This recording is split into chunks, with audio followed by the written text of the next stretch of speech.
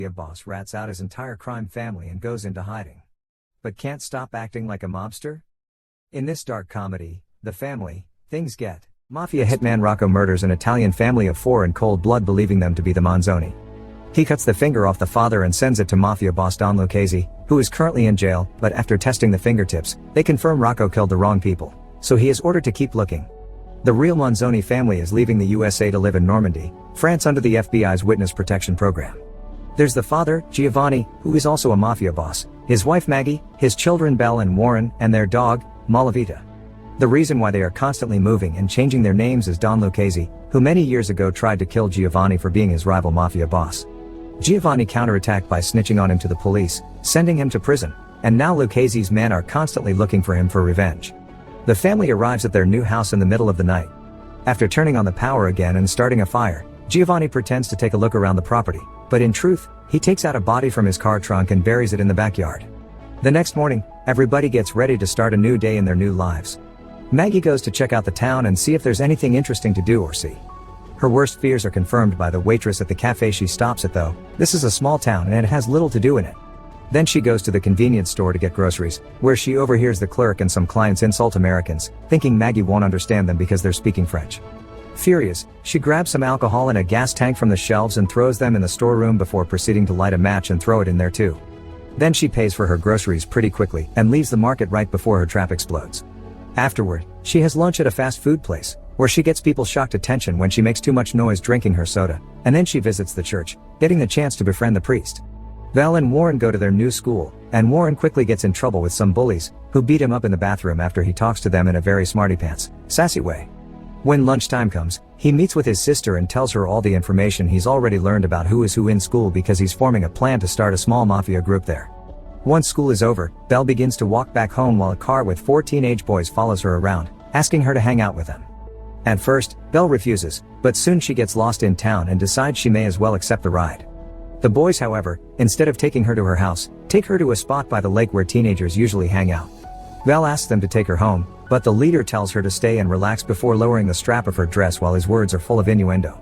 Not willing to let them get away with this, Belle returns to the car to grab a tennis racket and uses it to beat up the boy before telling the others to behave more respectfully towards women.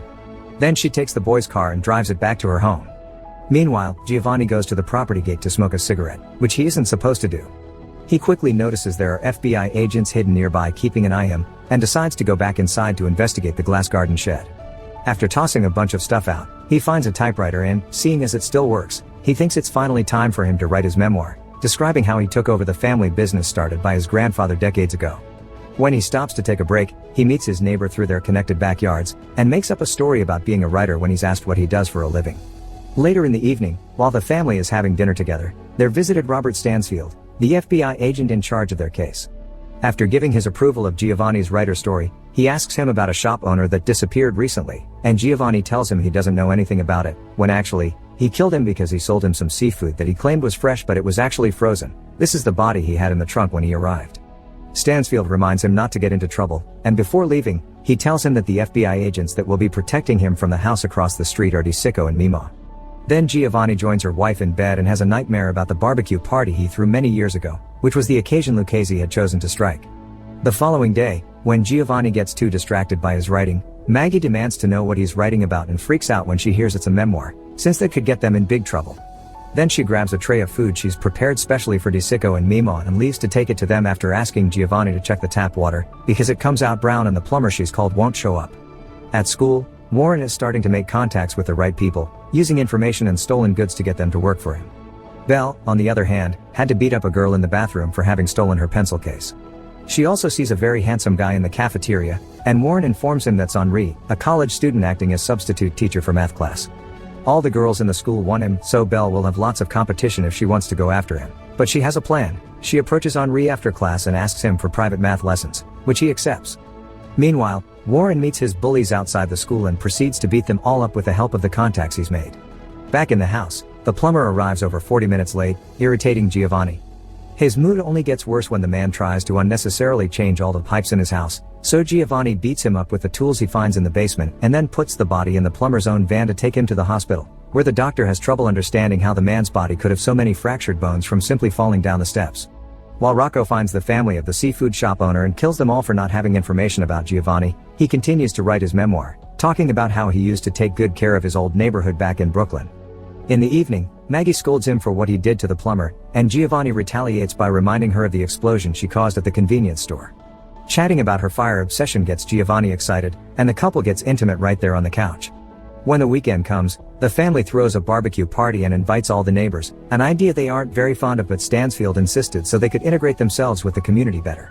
Maggie asks Belle about this Henri guy she's invited and reminds her to use protection, but Belle tells her not to worry because she won't be having a quickie in some classroom. She'll choose the right time and place with the love of her life. Warren then arrives with various bottles of soda and tells his mother to stop making French food and to make American dishes instead because that's what the neighbors expect. Turns out he's right, the neighbors have come to see the eccentric Yankees and are happy to eat their weird food.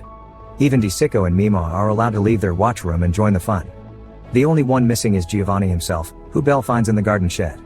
Writing his life down like this has been like looking at himself in the mirror for hours, and he's realized he regrets not having been a better father for his children and having put them in these tricky situations. Belle, however, doesn't agree and tells her she considers him the best dad in the world. Now in a better mood, Giovanni joins the party, only to get irritated again when the neighbors start trying to teach him how to start a grill fire. Giovanni imagines all the ways he could torture them for being rude, but thankfully, before he can do anything stupid, he's interrupted by the recently arrived Stansfield. The two men talk in private, and Stansfield informs Giovanni that people in the White House are worried about this book he's writing because it could get many people in trouble, but Giovanni promises he's doing it for himself and doesn't plan to release it to the public. He also tells him that Giovanni snitching on Lucchese has been the best advertising the FBI has ever had, and nowadays, more and more members from Giovanni's old Mafia gang are giving up information in exchange for protection in order to live a safer life. At the end of the party, Belle is disappointed that Henri didn't show up. The following day, Giovanni goes to see the mayor to discuss the brown water problem. The man doesn't have a solution though, and Giovanni imagines himself beating him up for it before leaving the office without creating any kind of trouble. Next, he visits the water company, where he confirms the water already arrives dirty to their reserves, and one of the workers there gives him a clue behind the cause, a local fertilizer factory. Giovanni visits that factory next, and when the boss proves to be unhelpful and rude, Giovanni ties him to the back of his car and drags him down the road until he's ready to confess. The man explains to him how to find the turbine he must deactivate to get clean water, and now that he has the information he needs, Giovanni leaves him in the middle of the road with his bike after promising to cut his balls if he ever tells anyone what happened. When he returns home, he finds Stansfield reading his manuscript, who quite likes it but still scolds Giovanni for writing it in the first place.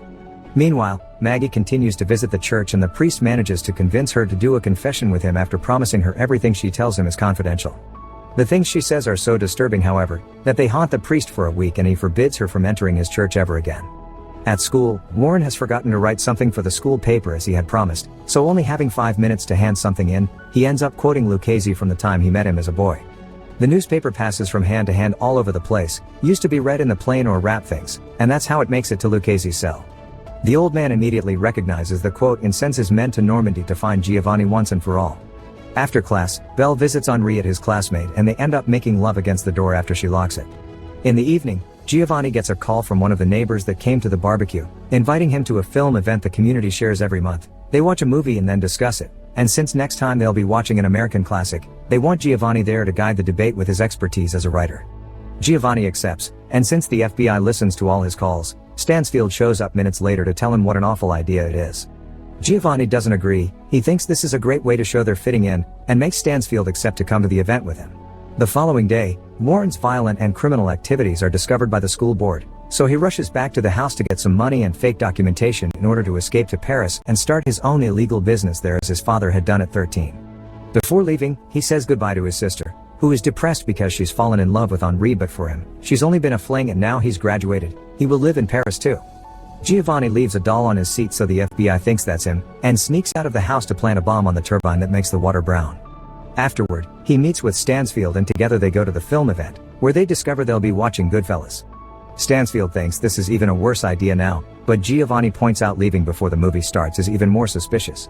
After the movie is over, Giovanni is asked to tell the audience about how accurate to real New York is, and Giovanni can't help it anymore and starts telling stories about his life there as a mafia boss, which the people present think it's fictional. Stansfield still doesn't approve though, and thinking Giovanni is out of control, he calls DeSicco and Mima to tell them to round up the family and begin Plan B. In the meantime, Warren is at the station, waiting to take the train to Paris, and Belle is on the roof of a house while calling Henri on the phone, threatening to kill herself if he doesn't take her back. At that moment, both siblings see a group of Mafia hitmen arrive in town, so they decide to go back to the house to warn their parents, especially after Warren tries to call them and gets no response because Maggie couldn't get to the phone in time. The hitmen kill everyone in the police station and use their records to find Giovanni's address. They also kill the firefighters and cut the tires from the fire trucks. While Maggie joins DeSicco and Mima to ask about her children because they aren't home, an explosion goes off in the city. It's the bomb Giovanni had planned, which he programmed to explode right now so he could use the film event as an alibi. Stansfield drives him back to his house and drops him there, warning him not to come out while he goes to talk to the police.